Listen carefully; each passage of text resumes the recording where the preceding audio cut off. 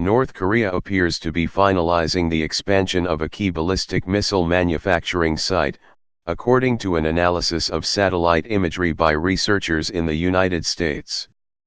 The images come as leaked reports from U.S. intelligence officials appear to cast doubt on North Korea's willingness to abandon its nuclear weapons program, something Washington said North Korean leader Kim Jong Un agreed to when he met U.S. President Donald Trump in Singapore last month. The satellite images, taken by San Francisco-based Planet Labs Incorporated and analyzed by researchers at the Middlebury Institute for International Studies, MIIS, in Monterey, show Pyongyang finishing construction at the Chemical Material Institute, which researchers say is based in the North Korean city of Hamhung.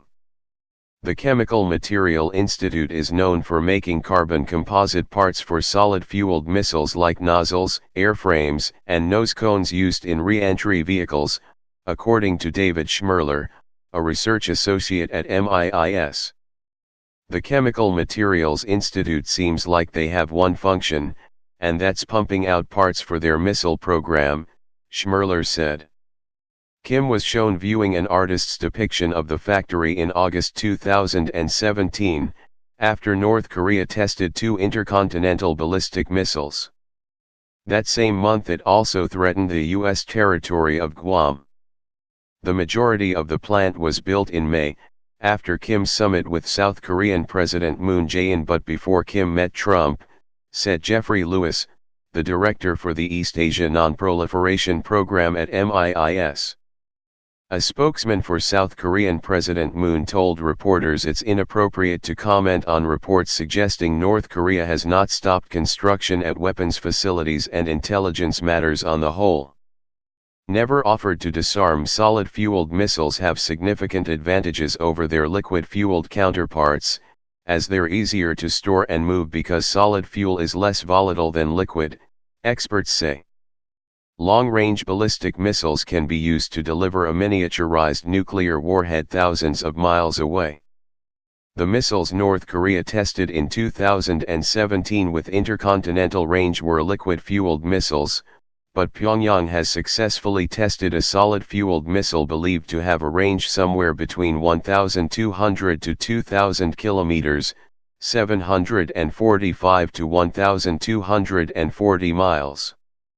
During his annual New Year's speech, Kim also ordered his country's ballistic missile and nuclear weapons research sectors to mass-produce both items. Since then, the young North Korean leader has been on a diplomatic push, meeting with world leaders and brandishing his image as a global statesman. Kim has consistently said he's willing to denuclearize, but longtime North Korea watchers worry that Pyongyang and Washington have very different definitions of the term denuclearization. Kim has never offered to disarm. Not once, Lewis said. He's arming, not disarming. Trump and Kim signed agreement after their summit in Singapore stated that Kim reaffirmed his firm and unwavering commitment to complete denuclearization of the Korean Peninsula and that his country would commit to work toward complete denuclearization of the Korean Peninsula. North Korea monitoring website 38 North analyzed satellite images last week that showed infrastructure improvements surrounding some of Pyongyang's nuclear facilities, but the authors cautioned the work should not be seen as having any relationship to North Korea's pledge to denuclearize. The North's nuclear cadre can be expected to proceed with business as usual until specific orders are issued from Pyongyang, 38 North said. President's been very clear. White House National Security Advisor John Bolton told CBS News Sunday that the U.S. has a plan to dismantle North Korea's weapons of mass destruction and ballistic missile programs in the space of a year, but that Pyongyang needs to reveal any undeclared weapons sites to move forward. There's nobody involved in this discussion with North Korea in the administration who is overburdened by naivete. We've seen how the North Koreans have behaved before, Bolton said. The president's been very clear.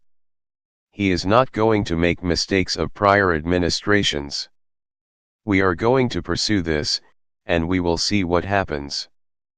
Bolton declined to comment on a report in the Washington Post Saturday that U.S. intelligence officials have concluded North Korea does not intend to fully surrender its nuclear stockpile, and is preparing to deceive the U.S. about the number of nuclear warheads in its arsenal and the existence of undisclosed facilities used to make fissile material.